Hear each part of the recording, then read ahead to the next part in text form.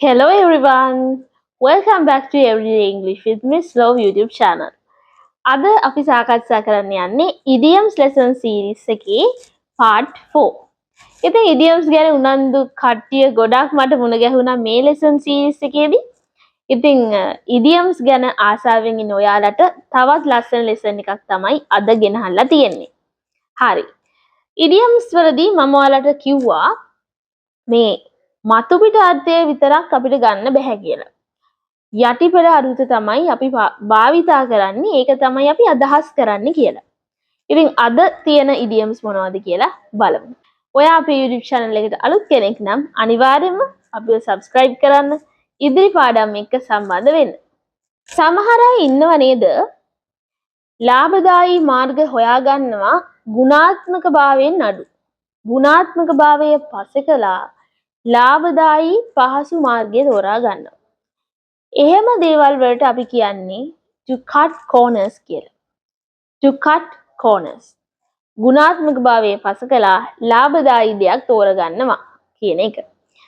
උදාහරණයක් විදිහට ගත්තොත් don't cut corners when you are building the house. You need to make sure it is safe. මේ කියන්නේ ඔයා ගේ හදනකොට මේ ගුණාත්මක භාවයේ පසකලා මේ ලාභදායී දේවල් කරන්න එපා. don't cut corners. ඔයා මේක safe කියලා තහවුරු කරන්නයි ඕනේ. මේකේ safety එක තහවුරු කරන්නයි ඕනේ. අපි දෙන්නෙක් එක්ක හරි පිරිසක් එක්ක හරි කතා කර ඉන්නවා කෙනෙක් ගැන. එතකොටම ඒ අදාළ පුද්ගලයා එතනට එනවා. මෙන්න මේ අවස්ථාව කියන්න පුළුවන් ඉතින් එකක් තියෙනවා. to speak of the devil. මේ ඒ කතා කරන කෙනාම එතනට එනවා. උදාහරණයක් බලමු. I was just telling Kamal about you. Speak of the devil, here she is. මම ඔයා ගැන කමල් එක්ක කතා කර හිටියේ. මෙන්න කියනකොටම ඔයා එනවා. Speak of the devil, here she is. ඔන්න ඕක තමයි ඒ ඉදියම් එකේ අර්ථය. කෙනෙක් ඉන්නවා නම් එයාගේ කලින් හිතාන් හිටපු විදිහ නෙවෙයි දැන් මතය වෙනස් කරලා අදහස වෙනස් කරලා තීරණය වෙනස් කරලා. ඒකට අපි කියන්නේ to have a change of heart. to have a change of heart. මේ අදහස මතය තීරණය වෙනස් කරලා කියලා. අපි උදාහරණයක් ගත්තොත් I was going to sell my old car but at the last minute I had a change of heart. මම මගේ පරණ කාර් එක විකුණන්නයි ගියේ. හැබැයි අන්තිම මිනිත්තුවේදී අන්තිම මොහොතේදී මම මගේ අදහස වෙනස් කරගත්තා. I had a change of my heart. සමහර වෙලාවට අවශ්‍යතාවයට අනුව කෙනෙක් කරන දේ ඉතාමත්ම නොසැලකිය හැකි තරම් කුඩා විය හැකියි. ඒ කියන්නේ අවශ්‍යතාවය ඉතාම විශාල වුණත් ඒ කෙනා කරන්නේ ඉතාම සුළු දෙයක්. ඒක නිකන් මහා සාගරයේ පොඩි ජල බිඳුවක් වගේනේ. අන්න ඒ අදහස තියෙන ඉදියම් එකක් තියෙනවා. A drop in the ocean. A drop in the ocean. A drop in the ocean. Ocean කියන්නේ සාගරය. මේක අපි උදාහරණයක් ඇසුරින් තේරුම් ගමු. A donation of 1,000 rupees is a drop in the ocean compared to the millions dollar needed for the project. මේ කියන්නේ මෙහෙම දෙයක්. මිලියන ගාණක් අවශ්‍ය ප්‍රොජෙක්ට් එකක් වෙනුවෙන් රුපියල් 1000ක් ඩොනේෂන් එකක් කියන්නේ ආධාරයක් කියන්නේ ඒක නිකන් මහා සාගරයට නිකන් බිඳුවක් වතුර බිඳුවක් වගේ ඊටාම පොඩි දෙයක් කියන එක. කෙනෙක්ට වාසනාව පෑදෙනවා. එහෙම නැත්නම් සාර්ථකත්වය ලැබෙනවා. මේකට ගැලපෙන ලස්සන ඉඩියම් එකක් තියෙනවා. ඔයාලා අහලා ජැක්පොට් කියන සංකල්පය. මේ සම්බන්ධව ෆිල්ම්ස් හැදිලා තියෙනවා. To hit the jackpot. To hit the jackpot. වාසනාව පෑදෙනවා කියන අදහස.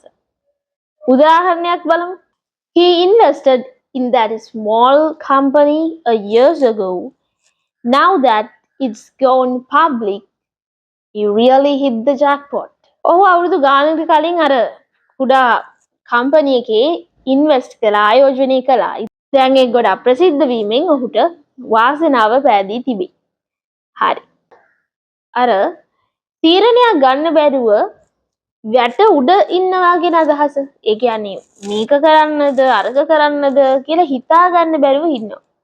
මේකට ගැලපෙන සිංහල ඉඩියම් එකක් තියෙනවා නම් අනිවාර්යයෙන්ම ඒක කමෙන්ට් කරන්න අමතක කරන්න එපා. අපි ඉංග්‍රීසි වලින් කියනවා on the fence. on the fence. ඒ කියන්නේ තීරණයක් ගන්න බැරුව මේ වැට උඩ ඉන්නවා කියන අදහස. උදාහරණයක් විදියට මෙහෙම කියමු. I am on the fence about which car to buy. They both have their pros and cons. මම මේ මොන කාර් එකද ගන්න කියලා හිතා ගන්න බැරුව නිකන් දෝලණය වෙනවා මට. වැට උඩ ඉන්නේ මම. මොකද මේ දෙකටම ඒවයි වාසි සහ හොඳ නරක තියෙනවා. දෙපැත්තටම they both have their pros and cons. කෙනෙක් හොඳට ඔයාට අහගෙන ඉන්නවා. ඔයා කියන දේවල් අහගෙන ඉන්නවා. මම හිතනවා ඔයාත් මේ වෙලාවේ මම කියන දේවල් හොඳට අහගෙන ඉන්නවද කියලා. ඉතින් ඒකට ගැලපෙන ඉඩියම් එකක් තියෙනවා මේ to be all ears කියලා. මේක හරි සුලභයි. ගොඩක් අය මේක භාවිතා කරනවා. to be all ears. හොඳින් සවන් දීගෙන ඉන්නවා. ඉතින් ඔයාගේ විස්තර අහන කෙනෙක් ඔයාට කියනවා tell me about your trip. I am all ears. ඔයාගේ ට්‍රිප් එක ගැන මට කියන්න. මම හොඳට අහගෙන ඉන්නේ. I am all ears. ඔය සමහරු ඉන්නවනේ වැරදි දෙයක් දැක දැකත් නොදැක්කාසේ ඉන්නවා.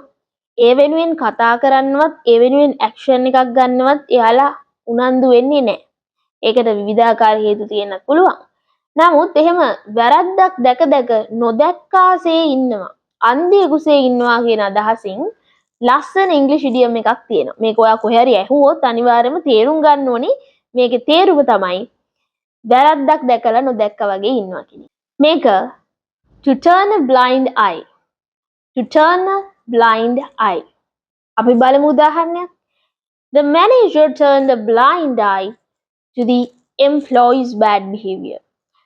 මේ සේවකයාගේ වැරදි හැසිරීම කෙරෙහි මැනේජර්වරයා එහෙම නැත්නම් කළමනාකාරවරයා දැක්ක නොදක්කාසේ සිටියා.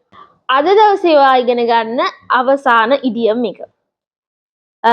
සමහර වෙලාවට අපි මේ දේවල් වැරදියට තේරුම් ගන්නවා. ඒ කියන්නේ කො බාගෙට අහගෙන ඉඳලා එක්ක බාගෙට කියවීමක් කරලා දේවල් අර වයර් මාරු කරගන්නවා කියලා කියන්නේ. අන්නේ ඒකට ගැලපෙන ඉඩියම් එකක්. To get your wires crossed. To get your wires crossed. ඔයාගේ වයර් පටලවා ගන්නවා. ඒ කියන්නේ කෙනෙකු කියන දෙයක් අපි වැරදියට තේරුම්ගෙන ඒ කියන්නේ අපි වෙන දෙයක් තමයි මතක තියාගෙන තියෙන්නේ. I think we got our wires crossed. I thought you were coming at 3 not 4. මං හිතන්නේ මේ අපි වයර් පටලවාගෙන තියෙනවා. අපි මේ වැරදියට තේරුම් ගන්න තියෙන්නේ. මං හිතුවේ ඔයා මේ 3ට එන්නේ. මේ 4ට නෙමෙයි කියලා. හරි. ඒ විදිහට අපිට වැරදීමක් misinterpretation එකක් සිද්ධ වෙලා තියෙනවා. right.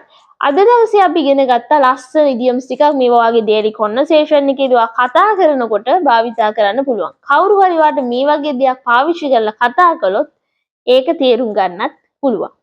ඉතින් ඔයා මේ වීඩියෝ එකට කැමති නම් අනිවාර්යයෙන්ම like කරන්න.